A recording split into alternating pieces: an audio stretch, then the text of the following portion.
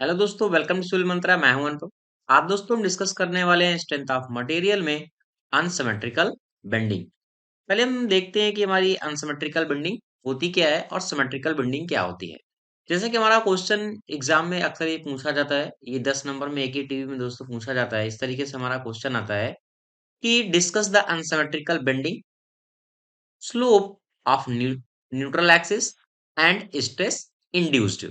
Neutral axis के case में हमारी जो बेंडिंग अनसिमेट्रिकल बेंडिंग होगी वो क्या होगी, और कितना स्ट्रेस इंड्यूस्ड होगा इस अनसिमेट्रिकल बेंडिंग में, वो हमें क्या होता है यहाँ पे फाइंड करना होता है।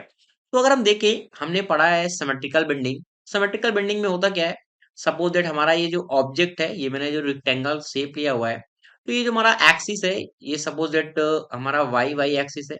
ठीक है, वाई वाई है, और ये हमारा क्या है, एक्स एक्स एक्सिस है। तो जो प्रिंसिपल है हमारा इसका एक्सिस का, वहां पे जो लोड लग रहा है, ये हमारा लोड लग रहा है, वो क्या लग रहा है, इस प्रिंसिपल एक्सिस पे लग रहा है। ठीक है, तो ये क्या हो गया, एक तरीके से हमारा सिमेट्रिकल हो गया, यानी सिमेट्रिकल बेंडिंग में। अब इस ऑब्जेक्ट को अगर हम देखें, सेकेंड ऑब्जेक्ट की मैं अगर बात करूं, इस सेकेंड ऑब्जेक्ट की, इस वाले ऑब्जेक्ट को देखो, यहाँ पे क्या है, ये जो ऑब्जेक्ट है, ये क्या है, अनसिमेट्रिकल है। ठीक है, अनसिमेट्रिकल भी है, और इसका जो प्रिंसिपल ऑफ एक्सिस है, देखो यहाँ पे अगर हम डब्ल्यू लोड लगा रहे हैं, किसी एंगल पे लगा रहे हैं, सपोज दैट ये हमारा कोई ऑब्जेक्ट है। ठीक है, हम यहाँ पे डब्ल्यू जो लोड लगा रहे हैं उसको ना लगा के किसी एंगल पे लगा रहे हैं, अगर इस तरीके से कंडीशन आती है, तो हमारा क्या होता है, अनसिमेट्रिकल बेंडिंग होता है।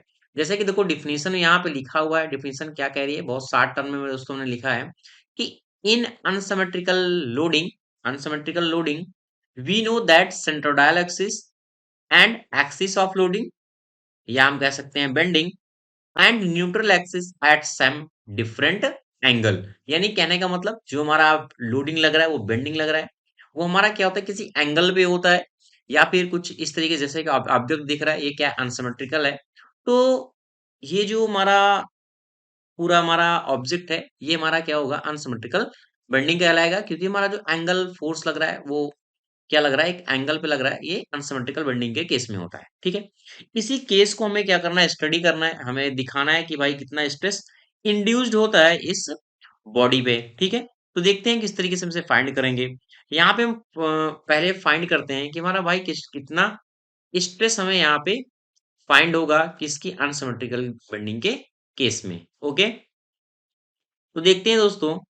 अगर देखो मैं कोई ऑब्जेक्ट को ड्रा करूं, सपोज दैट मैंने क्या किया, एक ऑब्जेक्ट को ड्रा किया, इस तरीके से हमारा कोई क्या है, ऑब्जेक्ट है। ठीक है, अब ऑब्जेक्ट है, ये सपोज दैट मैंने एक्सिस मान लिया, this is the y axis, y, और ये हमारा क्या है, ये हमारी क्या है, एक्स, और एक्स एक्सिस है। ठीक है, अब इसको फाइंड करने के लिए मैंने एक एलिमेंट कंसिडर किया, और इसका जो एरिया है, वो हमारी क्या है, एरिया क्या है, डी और ए है। ठीक है, अब हमने क्या किया, यहाँ पे क्या किया, मोमेंट अप्लाई किया, यानी यहाँ पे मोमेंट क्या हुआ, अप्लाई हुआ। जब ये मोमेंट होगा तो यहाँ पे क्या होगा, एक्सिस जो हमारा होगा वो शिफ्ट होगा। जो हमारा नया एक्सिस इस तरीके से हमारा लग रहा है, यहाँ पे हमें फाइंड हो रहा है, सपोज दैट ये हमारा जो एक्सिस हमें मिल रहा है, ये मैंने मान लिया एक्सिस क्या है, यू, और यू है, वो कितने एंगल पे है, दिस इज द थीटा। ठीक है, और हमारा जो नेक्स्ट एक्सिस बन रहा है, ये वो हमारा क्या है, वो हमारा क्या है, v, और v एक्सिस है। जब ये थीटा होगा, तो दोस्तों ये भी क्या होगा, हमारा थीटा होगा। ठीक है, और जो मैंने एक एलिमेंट कंसीडर किया था, जैसे मैंने डीए बताया था यहाँ पे आपको, यहाँ पे, तो यहाँ पे क्या होगा, जो मैंने डीए कंसीडर किया हुआ है, अगर हम देखें, तो यहाँ से इसकी कुछ डिस्टेंस होगी। मैंने मान लिया भाई, यहाँ पे जो हमने एलिमेंट कंसीडर किया हुआ है, उसका क्या होगा, ये कुछ डिस्टेंस होगा। तो देखो इस डिस्टेंस को मैंने यहां से मान लिया, ये वाले पॉइंट को मैंने मान लिया क्या है, ये u है। कितनी है, u है, और यहाँ की जो मेरी डिस्टेंस है, वह कितनी है, v है। इस पॉइंट को मैंने माना, क्या माना था, da माना था, इसका एरिया क्या था, da था। अब ये क्या है, जो हमारा जो ये कैसा ऑब्जेक्ट होगा, अनसिमेट्रिक हो गया, क्योंकि यहाँ पे जो हमारा लोड लग रहा है, एक तरीके से जो शिफ्ट हो रहा है मोमेंट के बाद में, वह कितना है, थीटा है। अब इस एंगल को हम क्या करते हैं, अगर ब्रेक करें, देखिए इस तरीके से, तो यहाँ पे क्या है हमारा, देखो एम है, सपोज दैट यहाँ पे मैं थोड़ा समझाने की कोशिश करता हूँ आपको।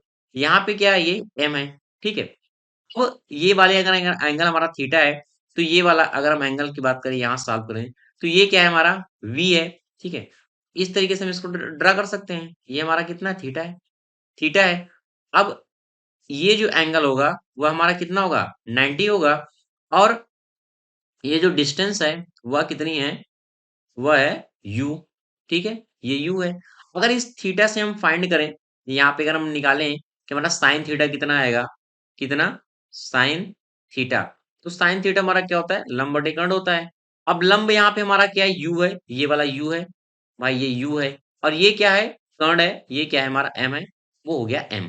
ठीक है, तो यहाँ पे देखो, अगर हम यहाँ पे u इक्वल टू निकालें, u इक्वल टू, तो हमारा क्या होगा? m साइन थीटा होगा, साइन थीटा होगा। ठीक है, अब इसी तरीके से अगर हम कॉस थीटा यहाँ पे निकालते हैं, क्या हम निकालते हैं? बताए, कॉस थीटा निकालते हैं। तो कॉस थीटा क्या होता है? जैसे हमें पता है, यल ए एल हम लिखते हैं, ठीक है, के ए। अब क्या होता है? बेस है और ये गण है हमारा, ठीक है, यानी आधार बटे गण होता है हमारा। अब हमारा जो बेस है वह क्या है? अब ये थीटा के अकॉर्डिंग हमारा जो बेस है वह कितना है? वी है। और ये हमारी डिस्टेंस क्या है? ये हमारी वी वाली डिस्टेंस, ठीक है। तो मैंने मान लिया भाई ये हमारा वी है, और यहाँ पे हमारा क्या है? ये एम है, दिस इज एम। ठीक है, कॉस क्या? थीटा। अगर हम v इक्वल टू निकालते हैं तो हमें क्या मिलता है? m cos थीटा मिलता है। ठीक है, ये आपको कॉन्सेप्ट क्लियर होगा। अगर ये कॉन्सेप्ट क्लियर हो गया, तो अगर हम इसे सॉल्व करते हैं, हमें चाहिए क्या? अनसिमेट्रिकल बेंडिंग की केस में चाहिए। हम किसकी बात कर रहे हैं? अभी अनसिमेट्रिक की बात कर रहे हैं कि भाई अनसिमेट्रिक बेंडिंग में हमारा जो स्ट्रेस है वह कितना फाइंड होगा। ठीक है, अब देखो, अगर आप सिंपल बेंडिंग की बात करते हैं, सिंपल बेंडिंग के केस में होता क्या था? हमारा जो फॉर्मूला बेंडिंग के लिए बनता था वह क्या था? M upon I equal to sigma upon Y equal to E upon R था। ठीक है, यही हमारा फॉर्मूला था। बट यहाँ पे अगर हम रिलेशन देखें सिग्मा और एम के लिए, तो यहाँ पे अगर हम सिग्मा इक्वल टू निकालते हैं तो हमारा क्या हो जाएगा? यम अपान आई, और यहाँ पे हमारा क्या हो जाएगा? वाई हो जाएगा। ठीक है, अब हमें यहाँ पे केस क्या है? ये तो हमारा था सिंपल बेंडिंग के लिए होता है, ठीक है, सिंपल बेंडिंग के लिए होता है। जब हमारी अगर हम बात करते हैं अनसिमेट्रिक के लिए, अनसिमेट्रिक में क्या होता है? जो हमारा फोर्स लग रहा है, जो हमारे बेंडिंग लग रही है, वो हमारा क्या होता है? किसी एक्सिस पे होता है, यानी किसी क्या होता है? एंगल पे लगता है। ठीक है, जो एंगल पे लगता है तो यहाँ पे एंगल हमारा आएगा। तो यहाँ पे देखो हम कंपेयर करते हैं। सपोज दैट हमने क्या किया? सिग्मा यू और यू फाइंड किया। ठीक है, क्या फाइंड किया? सिग्मा यू और यू फाइंड किया, इस एक्सिस के लिए हमने फाइंड किया। तो सिग्मा अगर यू यू फाइंड कर रहे हैं तो एम इक्वल टू हमारे यू यू कितना आया है? एम साइन थीटा आया है। तो यहाँ लिख सकते हैं भाई हमारा यहाँ पे क्या है? एम साइन थीटा है। और हमें, अब देखो, सिंपल बेंडिंग के केस में होता क्या था? हमारा एक्स और वाई एक्सिस थे। ये हमारा क्या था? वाई था। और ये हमारा क्या था? एक्स था। तो हमारी ये एक्सिस इस तरीके से बेंड होती थी। अब अगर हम यू यू की बात कर रहे हैं, यू यू के लिए, तो हमारा एक्सिस क्या होगा? वी वी होगा, क्योंकि यहाँ पे अगर इस तरीके से लोड लग रहा है, इस तरीके से, तो ये एक्सिस कुछ इस तरीके से बेंड होगी। तो हम कह सकते हैं आई वी और वी। यहाँ पे हमारा जो वाई है वह किसके टर्म में होगा? वह यू के टर्म में होगा। यानी पहला हमें मिल गया कि भाई हमारा जो अनसिमेट्रिक के केस में सिग्मा यू यू कितना होगा। ठीक है, अगर हम बात करें फिर वी वी के लिए, सिग्मा वी और वी हमारा कितना होगा? तो यहाँ पे अब वी वी कितना आ जाएगा? यम यम, यहाँ पे क्या है हमारा? यम कॉस थीटा है यहाँ पे। तो यहाँ पे हमारा क्या आ जाएगा? यम कॉस थीटा आ जाएगा। और यहाँ पे इस केस में क्या हो जाएगा? यू यू हो जाएगा। और ये हमारा क्या हो जाएगा? वी हो जाएगा। तो कहने का मतलब हमें पता चल गया भाई कि बेंडिंग हमारी किस तरीके से यू यू एक्सिस के लिए और वी वी एक्सिस के लिए कितना होगा। हमें यहाँ देखें, जो इसका टोटल हमारा होगा सिग्मा, तो क्या होगा? Sigma u you and sigma v we है। दोनों को हमें पता है, ऑलरेडी हमने फाइंड किया है इसके पहले वीडियो में भी। तो ये रिलेशन हमें यहाँ से आ गया। और टोटल हमारा जो सिग्मा है, स्ट्रेस है, वो निकल आएगा सिग्मा एम, यानी sigma equal to f u sine theta upon I you u plus v cos theta upon I we v. Okay, यहाँ तक को आपको क्लियर हो गया होगा। और ये फॉर्मूला भी याद रखना है, क्योंकि जब न्यूमेरिकल देखेंगे तो ये सारे फॉर्मूले हमें एक कॉन्सेप्ट क्या होंगे? आगे हमारे यूज होंगे। नेक्स्ट हमें बात क्या करना था? जो हमारा क्वेश्चन कह रहा था कि भाई न्यूट्रल एक्सिस के लिए क्या होगा सिग्मा। देखो, जो हमारा क्वेश्चन कह रहा था कि न्यूट्रल एक्सिस के लिए पूछ रहा था ना, कि क्या करेगा? डिस्कस द अनसिमेट्रिकल बेंडिंग, हमने डिस्कस कर लिया। Of the slope the neutral axis stress induce कितना होगा? स्ट्रेस हमने देखा। हम बात कर रहे हैं न्यूट्रल एक्सिस के लिए। तो यहाँ पे देखो, न्यूट्रल एक्सिस के लिए अगर हम बात करते हैं यहाँ पे, तो न्यूट्रल एक्सिस में क्या होता है? जो सिग्मा आर होता है वो क्या होता है? हमारा जीरो होता है।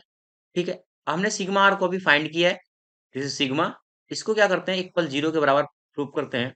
तो जीरो के बराबर अगर हमने पुट किया यहाँ पे, तो एम हमारा क्या हो जाएगा, यहाँ पे जीरो हो जाएगा।